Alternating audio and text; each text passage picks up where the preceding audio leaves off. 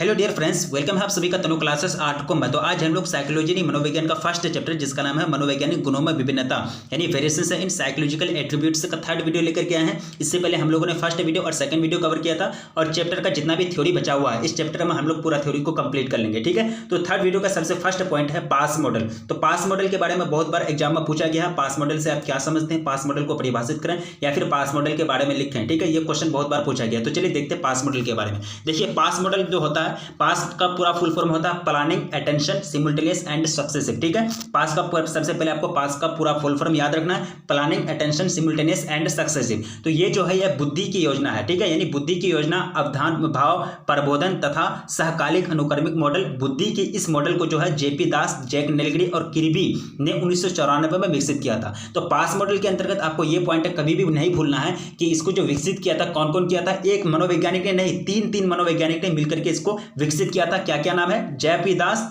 उसके बाद जैक नीलगिरी, उसके बाद किर्बी। कब किया था? 1994 में। ठीक है, तो आपका दो पॉइंट यहां बनता है, किसी भी हाल में नहीं भूलना है। और पास मॉडल के अंतर्गत क्या क्या होता है देखिए, इस मॉडल के अनुसार, इस मॉडल के अकॉर्डिंग जो होता है बौद्धिक क्रिया यानी मेंटल एक्टिविटी जो होती है, बौद्धिक क्रिया तो आप समझते हैं, बुद्धि के बारे में आपको पूरा थ्योरी बता दिया गया है फर्स्ट वीडियो और सेकंड वीडियो में। तो बौद्धिक क्रिया जो होती है तीन तंत्रों द्वारा संपादित होता है। कितने तंत्र? तीन तंत्र। कितने तंत्र? तीन तंत्र। ये तीन इकाई क्रमशः है। पहला जो तंत्र है भाव प्रबोधन या अवधान, दूसरा है आपका योजना निर्माण, तीसरा है कूट निकेतन यानी कूट संकेतन। इन तीनों को जो कहा जाता है मस्तिष्क की प्रकार्यात्मक इकाई कहा जाती है, यानी मेंटल की क्या कही जाती है, यानी दिमाग की, मस्तिष्क की प्रकार्यात्मक इकाई कही जाती है इन तीनों को। ठीक है, तो तीनों का नाम आप समझ लिए। पास मॉडल के अंतर्गत क्या होता है नहीं होता, ये आपको पूरा तरह से बता दिया गया। कब किया गया, इसका विकास कौन किया, ये चीज आपको याद रखना है। तो इसमें तीन चीज आया, तीन चीज कौन कौन चीज, जिसको क्या कहते हैं, मस्तिष्क की प्रकार्यात्मक इकाई कहते हैं, भाव प्रबंधन या अवधान, योजना निर्माण और कूट संकेतन। तो तीनों चीज को शॉर्ट में हम लोग समझ लेते हैं, तीनों चीज क्या क्या है। ठीक है, जब भी आपको अगर पास मॉडल के बारे में अगर 3 नंबर का पूछा जाता है तो क्या करेंगे, पास मॉडल का पूरा थ्योरी को लिखेंगे, पास मॉडल के अनुसार क्या होता है, इसका विकास कौन किया, कब किया गया, इसको लिखेंगे। अगर आपको 4 नंबर का पूछा जाता है तो आपको यह भी लिखना पड़ेगा भाव प्रबोधन, योजना निर्माण और कूट संकेतन क्या होता है। ठीक है, तो इसलिए आप लोग ध्यान से देखिए, तीनों चीज को हम लोग यहाँ पढ़ते हैं। तो भाव प्रबोधन यानी अवधान जो होता है इसको अरसल यानी अटेंशन कहते हैं। ठीक है, यानी अटेंशन जो यहाँ आपका फुल फॉर्म में आया है ना, यहाँ अटेंशन देख सकते हैं, अटेंशन यानी ए से अटेंशन। तो यानी भाव प्रबोधन या अवधान जो होता है ये किसी भी व्यवहार की जड़ होती है, यानी किसी भी व्यवहार का, किसी भी बिहेवियर का क्या होता है, मूल होता है, जड़ होता है। क्योंकि यह किसी उद्दीपक का मतलब होता है उत्तेजना पैदा करने वाला। ठीक है, यानी उत्तेजना पैदा करने वाला की तरफ हमारा ध्यान को आकर्षित करता है, हमारा अटेंशन को खींचता है, यानी अटेंशन को क्या करता है, खींचता है, आकर्षित करता है, यानी अट्रैक्ट करता है। ठीक है, तो यह व्यक्ति को सूचना का प्रक्रमण करने में योग्य बनाती है। यह क्या करती है, भाव प्रबोधन व्यक्ति को यानी मनुष्य को सूचना का प्रक्रमण करने के योग्य बनाती है। प्रक्रमण का मतलब तो समझते हैं, यानी प्रक्रमण का मतलब होता है अलग अलग वर्ग में बांट करके या फिर अलग अलग चीज में अलग अलग दृष्टि से उसको बांट करके सूचना को उस पर विचार करना, सोचना ही क्या कहलाता है, प्रक्रमण कहलाता है। ठीक है, तो पहला हम लोग पढ़ लिए भाव प्रबंधन। दूसरा आपका जो है प्लानिंग यानी योजना यानी प्लानिंग। देखिए, यह बुद्धि का एक आवश्यक अभिलक्षण है, यानी सिम्पटम समझते हैं, यानी बीमारी का अभिलक्षण समझते हैं ना। जैसे कि अगर आपको मलेरिया आ जाएगा तो आपको बुखार होगा। ठीक है, अगर बुखार वगैरह आता है तो शरीर का जो टेम्परेचर होता है वो बुखार में क्या होता है, शरीर का टेम्परेचर हाई हो जाता है, टेम्परेचर बढ़ जाता है, गर्म लगता है शरीर। ठीक है, तो ये जो गर्म है, ये टेम्परेचर तो बढ़ता है, ये क्या कहलाएगा, बुखार का लक्षण यानी अभिलक्षण कहलाएगा। इसी तरह बुद्धि का अभिलक्षण क्या है, प्लानिंग क्या है, यह बुद्धि का एक आवश्यक अभिलक्षण है। ठीक है, बुद्धि का एक आवश्यक लक्षण है योजना यानी प्लानिंग। ठीक है, तो हम लक्ष्य को प्राप्त करने के लिए योजना को प्रभावी बनाते हैं। सही बात है, जो भी आप काम करते हैं, आप आगे चल करके आगे फ्यूचर में, भविष्य में जो भी लक्ष्य हासिल करना चाहते हैं, जो भी एम को, जो भी गोल को हासिल करना चाहते हैं, उसके लिए अभी से आप क्या करते हैं, प्लानिंग बनाते हैं। अभी से क्या करते हैं, प्लानिंग बनाते हैं, हमको ऐसा ऐसा काम करना है, ऐसा ऐसा काम करना है, इस मेथड पर चलना है, तभी हमारा लक्ष्य प्राप्त होगा। तो लेकिन ये जो आप प्लानिंग बनाते हैं, ये जो आप प्लानिंग बनाते हैं, यही प्लानिंग आपका क्या है, बुद्धि का एक आवश्यक अभिलक्षण है, सिम्पटम है। ठीक है, अभिलक्षण क्या होता है, ये जस्ट मैंने आपको बुखार का माध्यम से आप लोगों को बता दिया, बुखार का एग्जांपल लेकर के। ठीक है, आगे हम पढ़ेंगे तीसरा जो आया सहकालिक और अनुक्रमिक प्रक्रमण। ठीक है, यानी सिमुलटेनियस एंड सक्सेसिव प्रोसेसिंग। ठीक है, ये होता है गिनती सीखना, वर्णमाला सीखना, गुणन सारणी को सीखना आदि अनुक्रमिक प्रक्रमण के उदाहरण है। देखिए, अनुक्रमिक प्रक्रमण जो होता है ये क्या होता है, यह प्रकरण कर दिया, हाँ प्रकरण कर दिया, प्रक्रमण होगा। ठीक है, यह प्रकरण कर दिया, कोई दिक्कत नहीं। ये देखिए, यह प्रक्रमण यानी अनुक्रमिक प्रक्रमण परकर्मन जो है क्या करता है, गिनती सिखाना, वर्णमाला सिखाना, नहीं जो अल्फाबेट वगैरह सीखते हैं, गुणन सारणी को सीखना, ये सब क्या कहलाता है, अनुक्रमिक परकर्मन कहलाता है, यानी सक्सेसिव प्रोसेसिंग कहलाता है। ठीक है, ये तीनों चीज आपको समझ में आ गया होगा। और ये तीनों चीज पास मॉडल के अंतर्गत आते हैं। पास मॉडल का अगर आपको 5 नंबर में पूछा जाए तो यहां से लेकर आपको यहां तक लिखना है। ठीक है, यहां से लेकर आपको यहां तक लिखना है, तभी आपको कम से कम 5 नंबर दिया जाएगा, अन्यथा नंबर वहां छाट लिया जाएगा। आगे हम पढ़ेंगे, आगे जो पढ़ेंगे संज्ञानात्मक मूल्यांकन विधि यानी कॉग्निटिव असेसमेंट सिस्टम। ये क्या होता है, देखिए दास और नागलेडी ने इस परीक्षण माला को विकसित किया। यह परीक्षण माला 5 से 18 साल तक के व्यक्तियों की संज्ञानात्मक प्रक्रियाओं का मापन करती है। ये कहां से कहां तक, सबसे पहले चीज आपको ये याद रखना कि संज्ञानात्मक मूल्यांकन प्रणाली जो है, कॉग्निटिव सिस्टम जो है, किसको कौन विकसित किया, दास और नागलेडी ने इसको विकसित किया। ये क्या है, एक परीक्षण माला है। ये क्या है, एक परीक्षण माला है। यह परीक्षण माला जो है, यह परीक्षण माला 5 से 18 साल यानी 5 से लेकर के 18 साल यानी 5 से लेकर 18 वर्ष तक के व्यक्तियों की संज्ञानात्मक प्रक्रियाओं का मापन करती है। क्या करती है, संज्ञानात्मक प्रक्रिया का मापन करती है। ठीक है, ये चीज आपको याद रखना। यहां से आपको ऑब्जेक्टिव पूछा जा सकता है कि संज्ञानात्मक मूल्यांकन प्रक्रिया में कितने साल के व्यक्ति का क्या किया जाता है, संज्ञानात्मक प्रक्रियाओं का मापन किया जाता है, तो कितने से कितने, 5 से 18। ठीक है, आगे हम पढ़ेंगे बुद्धि, आनुवंशिकता और पर्यावरण की अंतःक्रिया यानी बुद्धि, आनुवंशिकता और पर्यावरण की अंतःक्रिया। देखिए बुद्धि का पर आनुवंशिकता के प्रभावों के प्रमाण मुख्य रूप से जुड़वा बच्चों के अध्ययन से मिलता है। यानी जुड़वा जो बच्चे पैदा लेते हैं उसके अध्ययन से, उसका स्टडी से यह प्राप्त होता है कि बुद्धि, आनुवंशिकता और पर्यावरण की अंतःक्रिया। बुद्धि तो आप समझते हैं इंटेलिजेंस, आनुवंशिकता समझते हैं, आनुवंशिकता गुण यानी जो खानदान से, एक खानदान से दूसरे खानदान में जो ट्रांसफर होते रहता है, एक पीढ़ी से दूसरे पीढ़ी में जो जाता है, वो क्या कहलाता है, आनुवंशिकता कहलाता है। आप में क्या पाए जाएंगे, आपका फादर के जो है, आपके जो भी जनरेशन है, जो भी जनरेशन आपका पीछे है, तो उस जनरेशन का आप में गुण पाया जाएगा, तो वही क्या कहलाता है, आनुवंशिकता गुण कहलाता है। तो बुद्धि, आनुवंशिकता और पर्यावरण के बीच क्या क्या अंतःक्रिया होता है, इंटरनल एक्शन क्या क्या होता है और उसका क्या रिजल्ट आता है, वही चीज हम लोग पढ़ेंगे। और इसके बारे में यानी बुद्धि पर आनुवंशिकता के प्रभाव, यानी आनुवंशिकता का क्या प्रभाव पड़ता है, इंटेलिजेंस पर क्या प्रभाव पड़ता है। अगर आपके माँ बाप अगर ज्यादा बुद्धि हैं, ज्यादा पढ़े लिखे हैं, तो जाहिर सी बात भी आप भी अच्छे पोस्ट पर होंगे, आप भी अच्छे मतलब क्या करता है, बुद्धि वाले होंगे। ठीक है, तो बुद्धि पर आनुवंशिकता का प्रभाव पड़ता है, ये बात सही है। ठीक है, तो बुद्धि पर आनुवंशिकता के प्रभाव का जो प्रमाण मुख्य रूप से प्राप्त हुआ, कैसे प्राप्त हुआ, ये जो तब प्राप्त हुआ जब जुड़वा बच्चों का अध्ययन किया गया, यानी जुड़वा बच्चे पैदा लेते हैं, तो इसका जब स्टडी किया गया तब यह प्रमाण मिला है। ठीक है, तो सहसंबंध, देखिए सब इससे पहले हम इस आगे जो पढ़ेंगे एक वर्ड आएगा सहसंबंध। सहसंबंध को अंग्रेजी में कहते हैं कोरिलेशन। ठीक है, तो कोरिलेशन जो होता है ये एक रिश्ता होता है। यहाँ सिंपल सी बात है, आप समझ जाइए कि ये क्या है, एक रिश्ता है जो दो प्राणी के बीच संगत के साथ परिवर्तन को दर्शाता है। यानी सहसंबंध का मतलब होता है कि एक व्यक्ति का गुण दूसरे व्यक्ति से कितना मिलता जुलता है, एक व्यक्ति का गुण दूसरे व्यक्ति से कितना मिलता जुलता है, इसी को कहते हैं सहसंबंध। ठीक है, तो आप देखिए आगे आपको बताया जाता है कि एक साथ पाले गए समरूप जुड़वा बच्चों की जो बुद्धि में 0.90 सहसंबंध पाए जाते हैं। यहाँ आपका ऑब्जेक्टिव, पहला ऑब्जेक्टिव, फर्स्ट ऑब्जेक्टिव, एक साथ पाले गए समरूप जुड़वा बच्चों में बुद्धि का सहसंबंध कितना पाया जाता है, तो आंसर आपका 0.90 यानी 0.90 यानी 0.90 जो होता है सहसंबंध पाया जाता है, कोरिलेशन पाया जाता है। एक साथ देखिए, यहाँ एक साथ पाला गया है समरूप जुड़वा बच्चा एक ही साथ, लेकिन यही एक साथ नहीं, यही समरूप जुड़वा बच्चा को आगे चल के अलग अलग पर्यावरण में पाला है। ठीक है, यानी अलग अलग पर्यावरण में पाले गए समरूप जुड़वा बच्चों की बुद्धि में 0.72 सहसंबंध पाए जाते हैं। जब जैसे इसको अलग किया, यानी जैसे इसको एक साथ पाला, यही है समरूप जुड़वा बच्चा, यहाँ भी वही है समरूप जुड़वा बच्चा, लेकिन इसको एक साथ पाला तो इसमें सहसंबंध कितना पाया गया, 0.90, लेकिन अलग अलग पर्यावरण में इसको अगर पाला गया तो इसमें सहसंबंध जो होगा घट गया, यानी कोरिलेशन घट करके कितना हो गया, 0.72 हो गया। ठीक है, आगे हमको बताया जाए कि भ्रातृ जुड़वा बच्चों की जो बुद्धि में लगभग जो होती है वह 0.60 का सहसंबंध यानी कोरिलेशन पाया जाता है। साथ साथ पाले गए भाई बहनों में जो बुद्धि का जो संबंध होता है, सहसंबंध, यानी साथ साथ पाले गए जो भाई बहन होते हैं उसका जो बुद्धि मिलता है, उसका जो इंटेलिजेंस मिलता है, कितना परसेंटेज कितना मिलता है, कोरिलेशन कितना होता है, उसका होता है 0.50। ठीक है, यानी साथ साथ भाई बहन को पाला जाता है, भाई बहन साथ साथ फैमिली में रहते हैं, तो उसमें जो कोरिलेशन जो सहसंबंध होती है उसमें होती है कितना, बुद्धि का लगभग 0.50 होती है। ठीक है, यहाँ से आपका ऑब्जेक्टिव क्वेश्चन बन गया, यहाँ से आपको ऑब्जेक्टिव क्वेश्चन पूछा जा सकता है कि भाई बहन में सहसंबंध कितना पाया जाता है, तो आपका आंसर क्या होगा, 0.50। ठीक है, अलग अलग पाले गए सहोदरों को बुद्धि में 0.25 सहसंबंध पाए जाते हैं, अलग अलग पाले गए। ठीक है, सहोदर का मतलब समझते हैं, यानी जो निजी होता है, यानी खास, तो सहोदरों की जो बुद्धि में जो होती है सहसंबंध कितना होता है, 0.25 होती है। तो जुड़वा यानी सहसंबंध के बारे में आपको ये चीज याद रखना है। आगे पढ़ेंगे हम बुद्धि का मूल्यांकन। सबसे पहला पॉइंट देखिए, यहाँ का मेन पॉइंट स्टार्ट होता है, यहाँ से बार बार क्वेश्चन पूछा गया। IQ तो समझते होंगे आप, IQ समझते हैं ना, IQ इसका IQ कम है, IQ कम है, आपका IQ कम है, या फिर किसी का IQ कम है, आपका बुद्धि ही नहीं है, आपका IQ IQ है ही नहीं, आपका IQ काम ही नहीं करता, ये IQ होता क्या है? तो चलिए हम लोग स्टार्ट करते हैं IQ को समझने के लिए। देखिए मूल्यांकन किया जाता है, बुद्धि को मापा जाता है। देखिए सबसे पहले जो किया था सर्वप्रथम सबसे पहले 1905 में अल्फ्रेड बिने के बारे में फर्स्ट वीडियो और सेकंड वीडियो दोनों वीडियो में बताया गया आपको।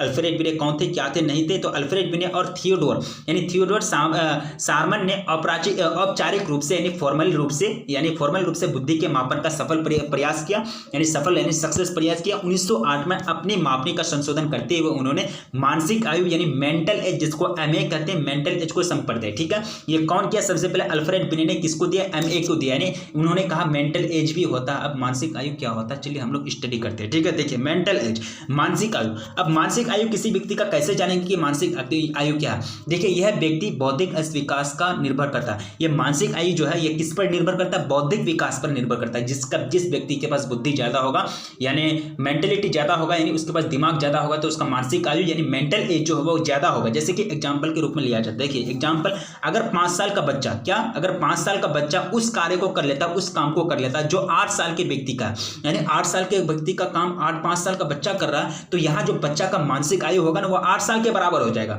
हालांकि उसका जो रियल एज है 5 साल है, रियल एज बच्चे का कितना है? 5 साल है, लेकिन वो बच्चा के पास इतना बुद्धि है, इतना इंटेलिजेंस है कि वो 8 साल के व्यक्ति का जो काम है वो काम को कर लिया, तो उसका जो ये बच्चे का जो मेंटल एज हो जाएगा, मानसिक आयु जो होगा वो कितना होगा? 8 वर्ष हो जाएगा। भले वो 5 वर्ष का है, उससे कोई दिक्कत नहीं, लेकिन इसका मेंटल एज मानसिक आयु जो होगा यहाँ कितना होगा? 8 साल का होगा। क्यों? क्योंकि वो 8 साल के व्यक्ति का काम को कर लिया है। ठीक है, आगे हम पढ़ेंगे मेंटल एज और कालानुक्रमिक आयु, क्रोनोलॉजिकल एज। ठीक है, CA कहते हैं इसको, क्रोनोलॉजिकल एज। इसमें क्या होता है? CA। देखिए ये दोनों हम क्यों पढ़ रहे हैं? क्योंकि ये दोनों का यूज है आपका IQ निकालने में। IQ जब तक आप IQ तब निकाल पाएंगे जब तक आप ये दोनों नहीं समझेंगे। अगर ये दोनों आपको समझ में नहीं आया तो IQ आपसे नहीं बनेगा। IQ कैसे निकाला जाता है किसी व्यक्ति का, अभी जस्ट 2 मिनट में हम लोग एक सेकंड में हम लोग सीख जाएंगे। ठीक है, तो जो होता है कालानुक्रमिक आयु, देखिए क्रोनोलॉजिकल एज CA इसको कहते हैं। CA चार्टर अकाउंट नहीं है, या CA वाला वो बैंक वाला CA नहीं समझ जाइएगा। ठीक है, तो CA यह आयु जन्म लेने के बाद बीत चुकी अवधि के बराबर होता है। नहीं, अगर कोई 2010 में कोई बच्चा जन्म लेता है, ठीक है, 2010 में कोई बच्चे का जन्म है, तो CA 2015 में कितना हो जाएगा? 5 साल का हो जाएगा। यानी यह रियल एज है, जिस एज की हम लोग गांव देहात में बात करते हैं, फिर जिस एज की हम लोग बही खाता में बात करते हैं। ठीक है, तो अर्थात यह वास्तविक आयु है जिस आयु की हम लोग दैनिक जीवन में बात करते हैं। तो समझिए रियल एज क्या होता है? कालानुक्रमिक एज, क्रोनोलॉजिकल एज CA। देखिए अब आते हैं आपको IQ निकालने में। दोनों चीज आपको समझ में आ गया? दोनों चीज समझ में नहीं आएगा तो वीडियो को स्किप कीजिए, पीछे जाइए, अच्छे तरह से समझिए, तभी आपको IQ समझ में आएगा। ठीक है, तो चलिए IQ समझते हैं। IQ को कहते हैं हिंदी में बुद्धि लब्धि, हिंदी में कहते हैं उसको बुद्धि लब्धि, और अंग्रेजी में कहते हैं इंटेलिजेंस क्वोशंट। क्या कहते हैं इसको? इंटेलिजेंस क्वोशंट यानी IQ। देखिए 1912 में जर्मन मनोवैज्ञानिक विलियम स्टर्न ने बुद्धि लब्धि का जन्म कर दिया। अगर आपको पूछा जाए ऑब्जेक्टिव, सबसे पहला आपका ये लर्न किसी भी हाल में नहीं भूलना है IQ के बारे में। IQ के बारे में आपको अगर पूछा जाए तो सारा चीज आपको यह बताना है, यानी IQ के बारे में। ठीक है, तो IQ जो है ये किसने प्रतिपादित किया, किसने विकसित किया इसको? 1912 में जर्मन के साइकोलॉजिस्ट ने, साइकोलॉजिस्ट ने, जिसका नाम क्या है?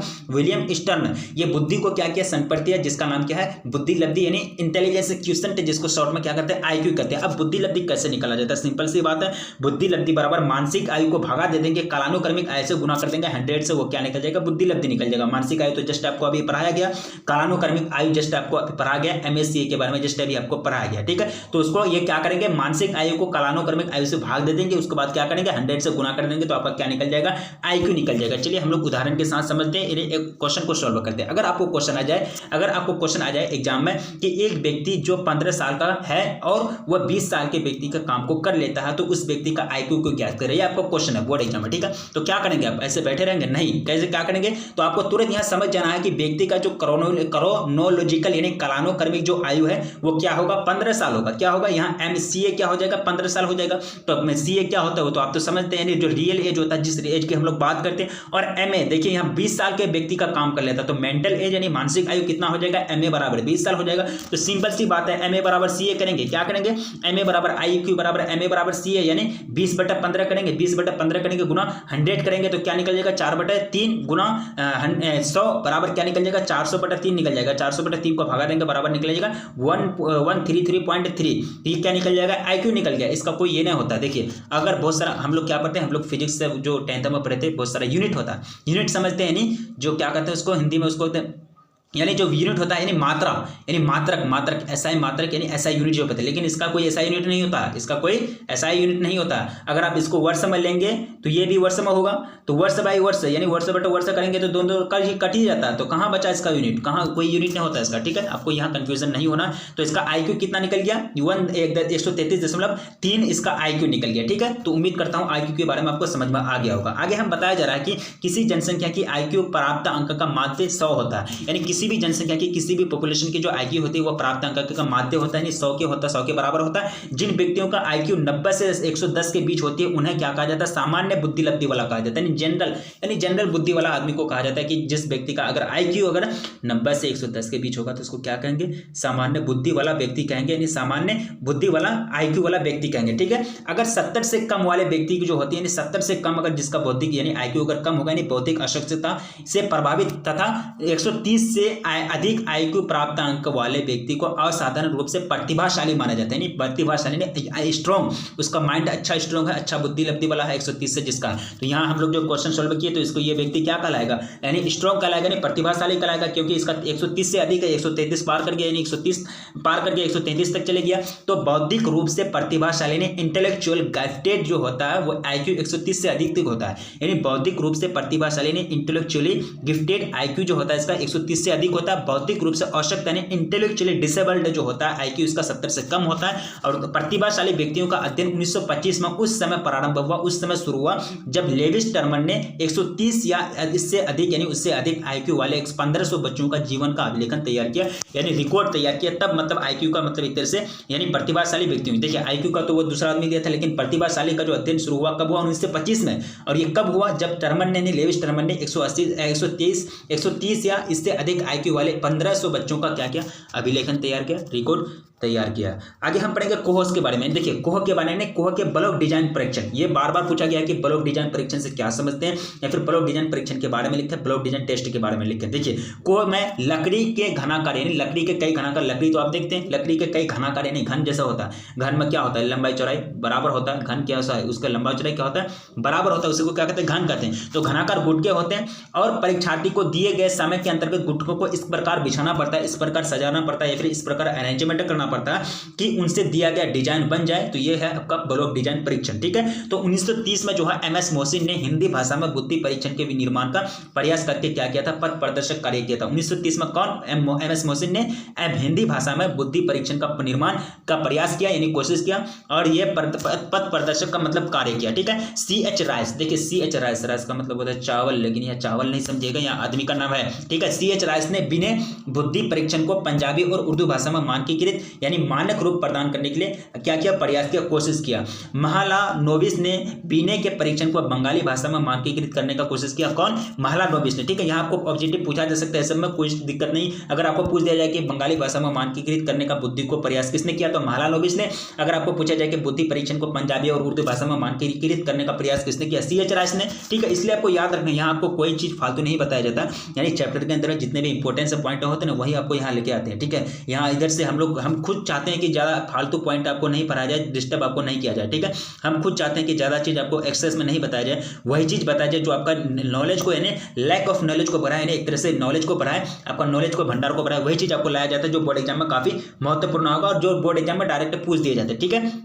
आगे हमको बताया जा रहा है कि लॉन्ग एंड और मेहता, ठीक है। लॉन्ग और मेहता ने एक मानसिक यानी एक मानसिक मापन पुस्तिका प्रकाशित की जिसने भारत के अलग अलग भाषाओं में उपलब्ध 103 बुद्धि परीक्षणों का सूची है, ठीक है, लॉन्ग और मेहता ने। उसके बाद एशिया और अफ्रीका के अनेक समाजों में तकनीकी बुद्धि को महत्व नहीं दिया जाता है, यह बुद्धि बच्चों के मानसिक विकास में सहायक होती है। सही बात है। एशिया आप तो जानते हैं, एशिया में क्या है, अफ्रीका, एशिया और अफ्रीका में क्या है कि अभी भी गरीबी है, अभी भी गरीब है। क्यों नहीं गरीबी होगा, होना चाहिए। यहाँ क्या करता है, तकनीकी बुद्धि से महत्व जो होता है ना, तो बच्चे को जो होता है ये बुद्धि बच्चों को मानसिक विकास में सहायक होती है, ये दिया ही नहीं जाता। यानी अफ्रीका के अनेक समाजों में तकनीकी बुद्धि को महत्व ही नहीं दिया जाता। जाओ आता है बाहर है क्या है तकनीकी बुद्धि, उसको समझना ही नहीं चाहता, तो कहीं ना कैसे ना गरीब रहेगा, तो गरीब ही रहेगा, रहने दीजिए, कोई दिक्कत नहीं। आगे हम पढ़ेंगे समकालित बुद्धि यानी इंटीग्रल इंटेलिजेंस के बारे में, ठीक है। यानी समाकलित बुद्धि यानी इंटीग्रल इंटेलिजेंस तकनीकी बुद्धि के संप्रदाय के विपरीत भारतीय परंपरा में बुद्धि को जिस प्रकार समझा गया है उसे क्या कहते हैं, समकालित बुद्धि कहते हैं, ठीक है। ये देखिए ये आपको बता रहा है समकालिक बुद्धि के बारे में। इंटीग्रल यानी इंटीग्रेशन डिफरेंशिएशन आप पढ़े होंगे। देखिए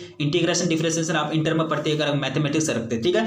तो तकनीकी बुद्धि के संप्रदाय के विपरीत भारतीय परंपरा में बुद्धि को जिस प्रकार समझा जाता है, जिस प्रकार अंडरस्टैंडिंग किया जाता है, फिर उसके पर विचार किया जाता है, उसी को क्या कहते हैं, समाकलित बुद्धि यानी इंटीग्रल इंटेलिजेंस से कहते हैं। और जिसमें समाज और संपूर्ण वैश्विक पर्यावरण से व्यक्ति के संबंधों को अधिक महत्व प्रदान किया जाता है। समाकलित यानी इंटीग्रल क्या किया जाता है, इंटीग्रल इंटेलिजेंस में बुद्धि। अब देखिए हम पूरा चैप्टर में बुद्धि के बारे में पढ़ लिए, लेकिन स्टैंडर्ड परिभाषा हम लोग को नहीं मिला। देखिए स्टैंडर्ड परिभाषा वो यही होगा कि बुद्धि का तात्पर्य किसी व्यक्ति के अपने परिवेश को समझने, यानी परिवेश का मतलब होता है माहौल, यानी अपना माहौल, अपना एनवायरनमेंट को समझने की क्षमता से, विवेकपूर्ण चिंतन से, यानी विवेकपूर्ण मतलब होता है सही तरीका से चिंता यानी वोरी करने से, और जीवन की चुनौतियों यानी जीवन के सामने जितने भी परेशानी है, जितने भी प्रॉब्लम आए, उसका सामना करने के लिए उपलब्ध संसाधनों का प्रभावी ढंग से उपयोग करने से है। ठीक है, ये आपका है बुद्धि।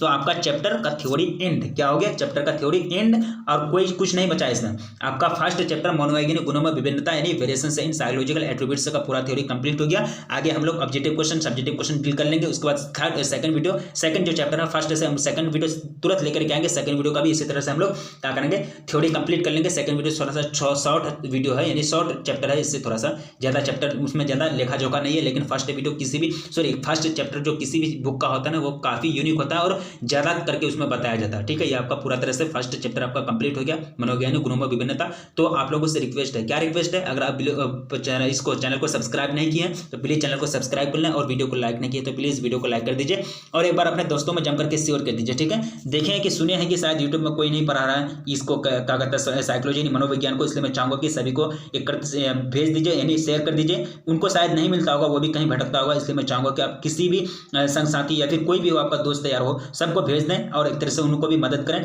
क्योंकि वो भी तैयारी कर पाएंगे, उनका भी अच्छी तरह से मार्क्स आ पाएंगे, उसका भी एक तरह से अच्छी तरह से तैयारी हो पाएगी। ठीक है, तो ये आपका थर्ड वीडियो था। मिलेंगे फिर नेक्स्ट वीडियो में, तब तक के लिए रखिए अपना ख्याल। मिलेंगे फिर नेक्स्ट वीडियो में, तब तक के लिए जय हिंद।